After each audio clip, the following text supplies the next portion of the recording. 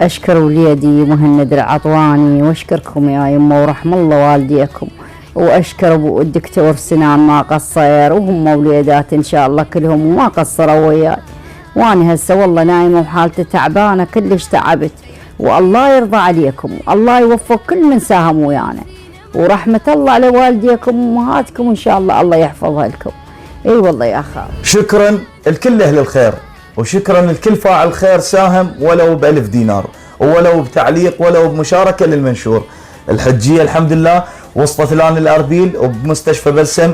دكتور سنان ما ننسى له جزيل الشكر لانه ما قصر وتكفل بعمليه الحجيه، وهسه احنا الان بمستشفى بلسم، وباكر ان شاء الله الساعه 12 الظهر راح تكون عمليته. كل الشكر للدكتور سنان الملا، ربي يحفظه ويوفقه، وكل الشكر لكل متبرعين. الحمد لله. احنا رغم الطريق والتعب بس من سمعنا الحجيه وقالت باكر اسوي العمليه وارتاح من الوجع، كل التعب راح.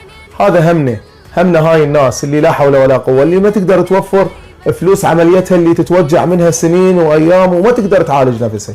فكل الشكر لكم، هاي تجارتكم المربحه مع رب العالمين، ربي يحفظكم ويوفقكم ويرحم موتاكم ببركه محمد وآل محمد الطيبين الطاهرين.